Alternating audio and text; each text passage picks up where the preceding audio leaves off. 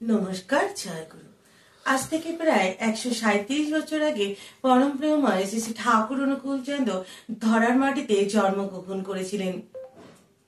তার এই দিনটিকেই উদযাপন করার জন্য সমগ্র ভারত তথা পৃথিবী জুড়ে তার জন্মদিন বা জন্ম শতবার্ষিকী উদযাপন করা হচ্ছে। আমরা যিনি লোকান্তন পুরুষ, যিনি সর্ব মানব কল্যাণে এসেছিলেন, তাকে নানা রূপে নানা রঙে দেখতে পছন্দ করি। এটাই প্রত্যেকটি মানুষের একান্ত কাম্য। তাই সারা ভারতবর্ষ জুড়ে ঠাকুরের জন্ম শতবার্ষিকী উদযাপন করা হচ্ছে। কিন্তু এখন আমাদের জানা প্রয়োজন এই উৎসবের কথার অর্থ কি বা উৎসবের তাৎপর্যই বা কি। উৎসব কথার সংস্কৃতগত অর্থ হলো উৎ মানে উন্নয়ন আর সব মানে সকলের, অর্থাৎ একসাথে উৎসব কথার অর্থ হলো সকলের উন্নয়ন সাধন।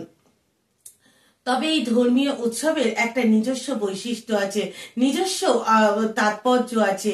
এই উৎসবের মধ্যে দিয়ে আমাদের মধ্যে আধ্যাত্মিকতার জাগরণ হয়, আমরা একে অপরের সাথে আমাদের ভাব বিনিময় করি।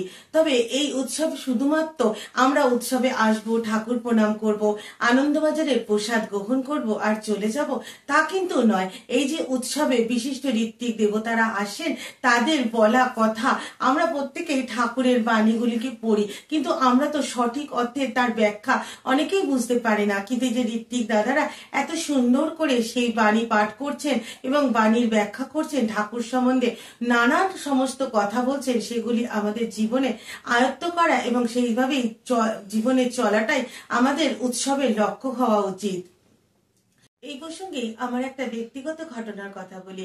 2023-এ প্রমোদগড়ে যে ঠাকুরের উৎসব হয়েছিল, সেই উৎসবে আমি উপস্থিত হয়েছিলাম ঠাকুরেরই পরম কৃপায়।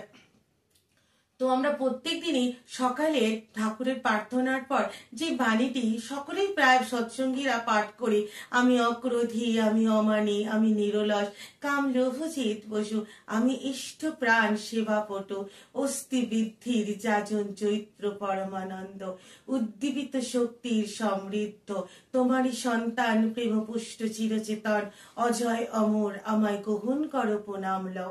এই বাণীটি আমরা সকলেই প্রত্যেক দিন পাঠ করি এবং প্রথম যে শব্দ দুটো আমি অক্রোধী, আমি অমানী, এই শব্দ দুটির মানে আমরা সকলেই বুঝি, কিন্তু পরবর্তী যে শব্দগুলি রয়েছে সেগুলোর মানে আমরা অনেকেই বুঝি না। বিশেষ করে আমি তো আগে বুঝতাম না।